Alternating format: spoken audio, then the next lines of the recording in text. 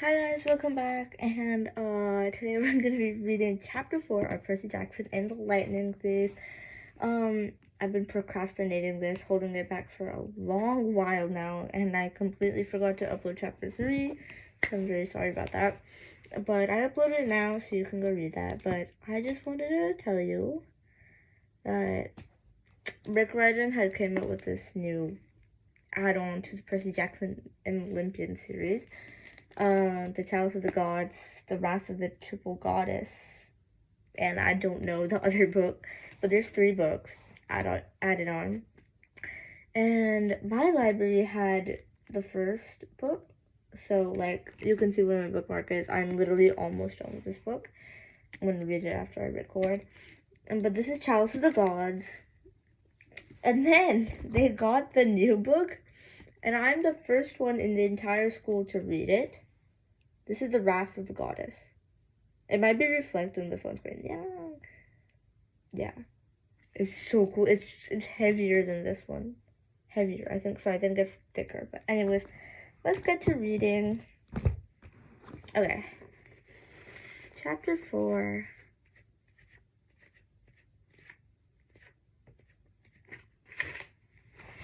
My mother teaches me bullfighting.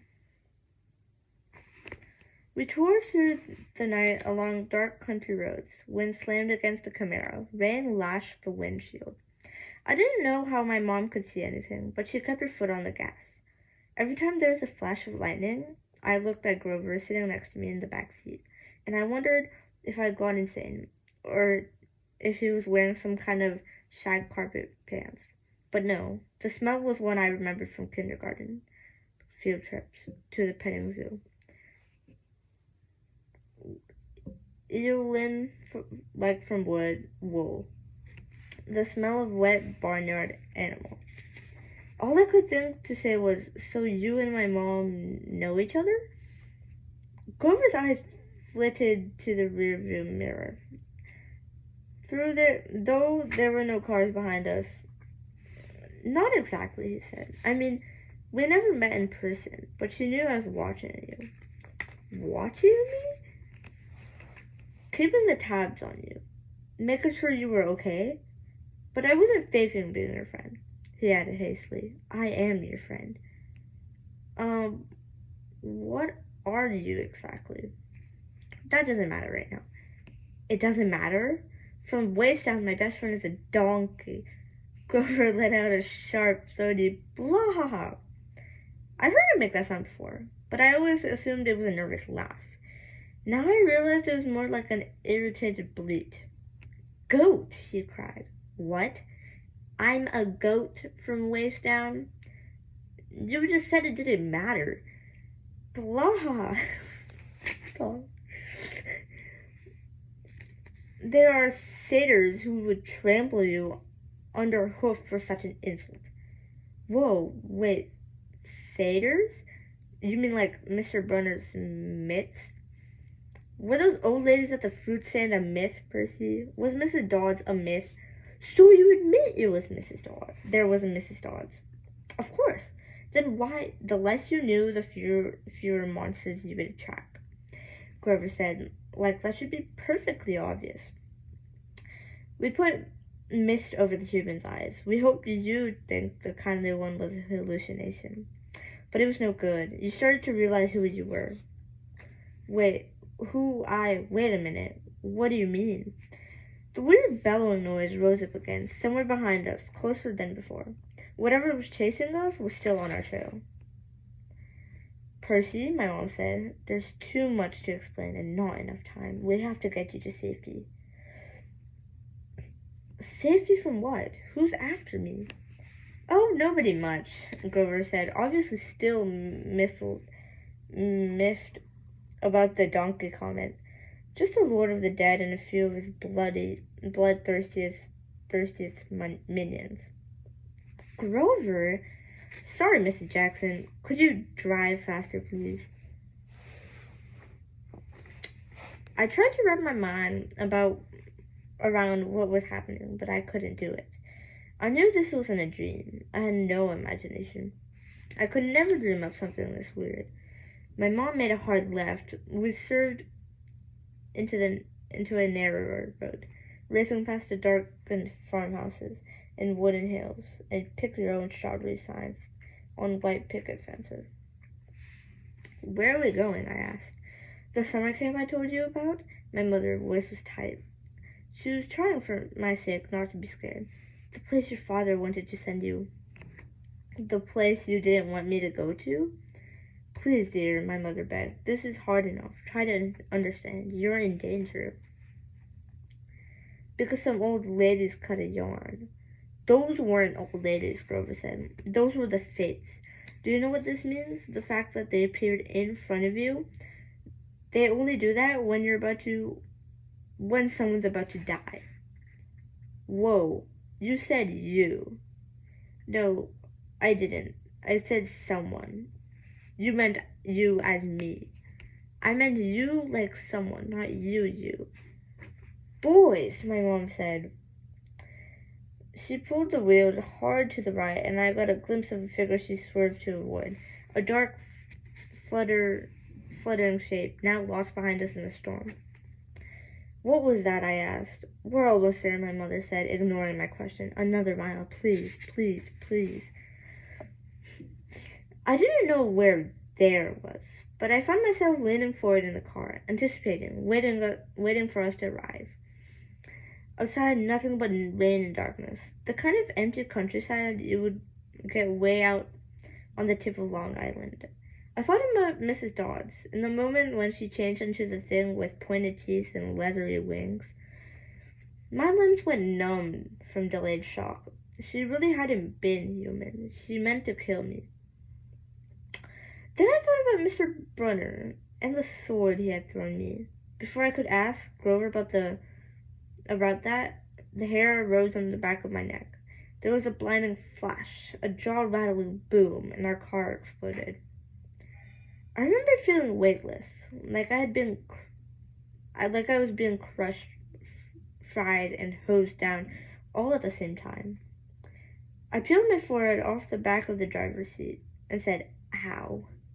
"Percy!" my mom shouted. "I'm okay." I tried to shake off the daze. I wasn't dead. The car hadn't really exploded. We swerved into a ditch. Our driver's side doors were wedged into the mud.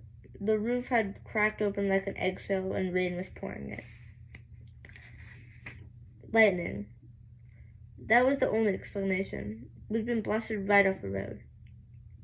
Next to me in the backseat was a big motionless lump. Grover! He was slumped over, blood trickling from the side of his mouth. I shook his frayed hip, thinking, "No, even if you are a half-barnyard animal, you are my best friend, and I don't want you to die." Then he groaned food, and I knew there was hope. "Percy," my mother said, "we have to—" Her voice flattered. I looked back. In a flash of lightning, through the mud-spattered rear windshield, I saw a figure lumbering toward us on the shoulder of the road. The sight of it made my skin crawl. It was a dark silhouette of a huge guy, like a football player. He seemed to be holding a blanket over his head. His top half was bulky and fuzzy. His upraised hands made it look like he had horns. I swallowed hard. "Who is—" "Percy," my mom said in a deadly serious tone. "Get out of the car." My mother threw herself against the driver's side door. It was jammed shut in the mud. I tried mine, stuck too. I looked up, desperately at the hole in the roof. It might have been an exit, but the edges were sizzling and smoking. "Climb out the passenger side," my mother told me.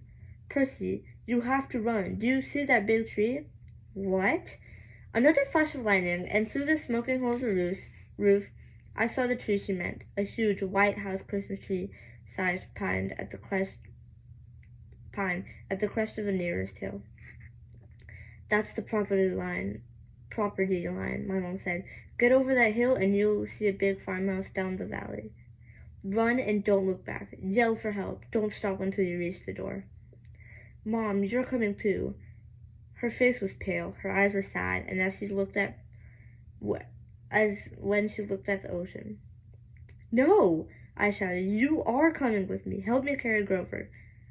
"Food," Grover moaned, a little louder. The man with the blanket on his head kept coming towards us, making his grunting, snoring noises.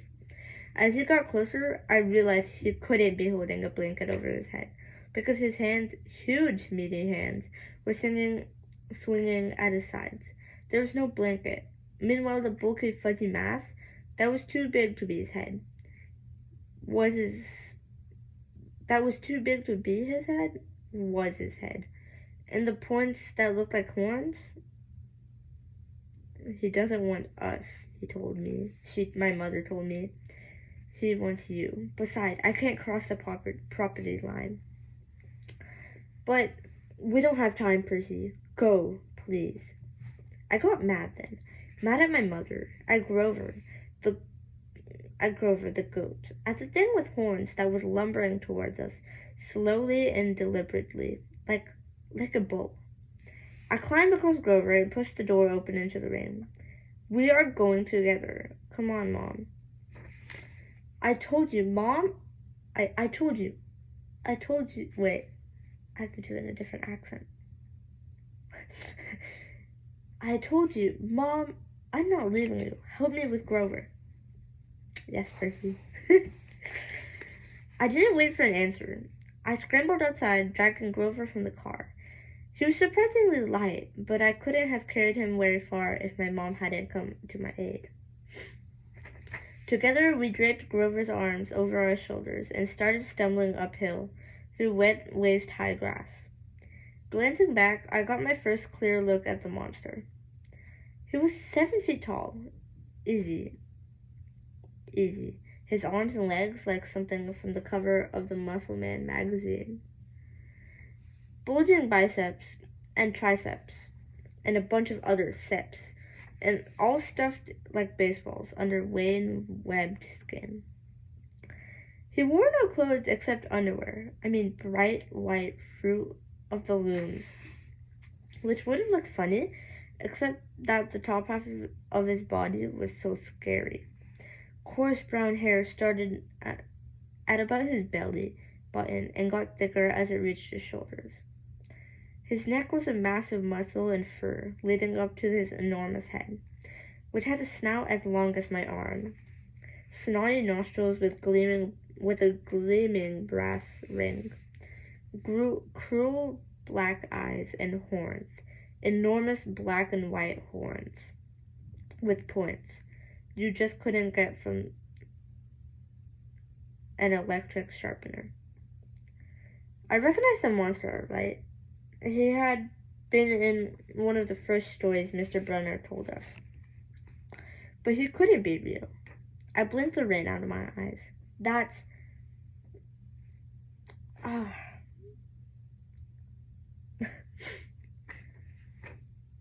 I'm gonna butcher this name.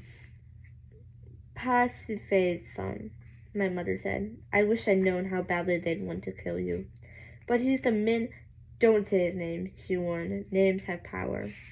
The pine tree was still too far, 100 yards uphill at least. I glanced behind me again. The bull man hunched over our car, looking in the windows, or not looking exactly, more like sniffing, nuzzling.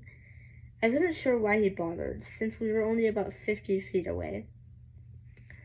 "Food?" Grover moaned. "Shh," I told him. "Mom, what's he doing? Doesn't he see us?" "His sight and hearing are terrible," she said. "He goes by smell, but he'll figure out where we are soon enough." As if on cue, the bullman bellowed and raged. He picked up Gabe's Camaro by the torn roof, the chassis creaking and groaning. He raised the car over his head and threw it down the road. It slammed into the wet asphalt, skidding in a shower of sparks for about half a mile before coming to a stop. The gas tank exploded. "Not a scratch," I remembered Gabe saying. "Oops." "Percy," my mom said, "when he sees us, he'll charge. Wait until the last second, then jump out of the way. directly sideways. He can't change directions very well once he's charging. Do you understand? How do you know all this? I've been worried about an attack for a long time. I should have expected this. I was selfish keeping you near me. Keeping me near you? But another bellow of rage, and the bullman started tromping uphill. He smelled us. The pine tree was only a few yards, but the hill was getting steeper and slicker, and Grover wasn't getting any lighter. The bullman closed in. Another few seconds, and he'd be on top of us. My mother must have been exhausted, but she shouldered Grover. Go, Percy, separate. Remember what I said. I didn't want to split up, but I had the feeling she was right. It was our only chance. I sprinted to the left, turned, and saw the creature bearing down on me. His black eyes glowed with hate. He reeked like rotten meat. He lowered his head and charged, those razor-sharp horns aimed straight at my chest. The fear in my stomach made me want to bolt, but that wouldn't work. I could never outrun this thing. So I held my ground, and at the last moment, I jumped to the side. The bullman stormed past like a freight train, then bellowed with frustration and turned, but not toward me this time, toward my mother, who was setting Grover down in the grass. We reached the crest of the hill. Down on the other side, I could see a valley, just as my mother had said, and the lights of the farmhouse glowing yellow through the rain. But that was half a mile away. We'd never make it. The bullman grunted, pawing the ground. He kept eyeing my mother, who was now retreating slowly downhill, back towards the road, trying to lead the monster away from Grover. Run, Percy, she told me. I can't go any farther. Run! But I stood there, frozen in fear, as the monster charged at her. She tried to sidestep, as she told me to do, but the monster had learned its lesson. His hand shot out and grabbed her by the neck as she tried to get away. He lifted her, and as she struggled, kicking and plummeting in the air. Mom! She caught my eyes, managed to choke out one last word. Go! Then with an angry roar, the monster closed his fist around my mother's neck, and she dissolved before my eyes, melting into light, a shimmering gold form, as if she were a holographic projection. A blinding flash, and she was simply gone. No!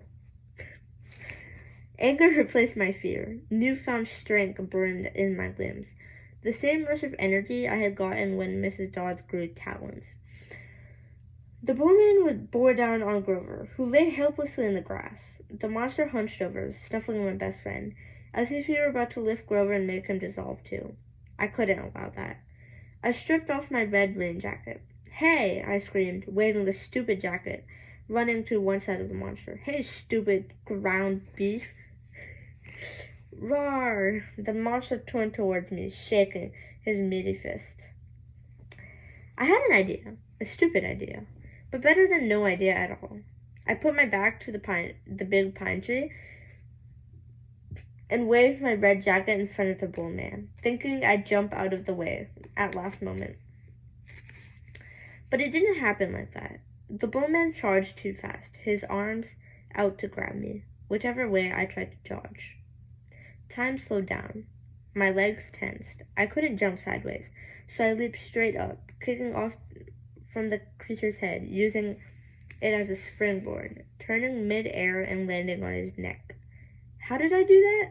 I didn't have time to figure out. A millisecond later, the monster's head slammed into the tree, and the impact nearly knocked my teeth out. The bullman staggered around, trying to shake me. I locked my arms around his horns to keep from being thrown. Thunder and lightning were still going strong. The rain was in my eyes. The smell of rotten meat burned my nostrils. The monster shook himself around and bucked like a red rodeo bull.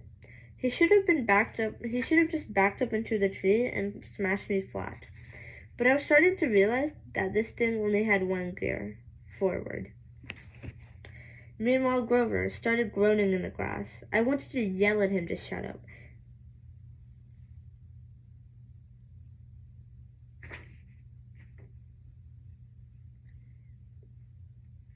But by the way I was getting tossed around,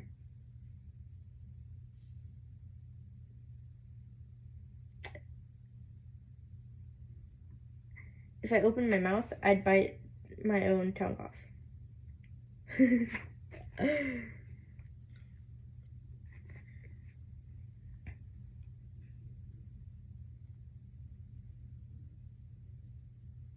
Okay, I'll stop there. I have to go to sleep. I'll read this chapter 55. One page, and then we're on chapter 5. So I'll read this in chapter 5 next time. Okay.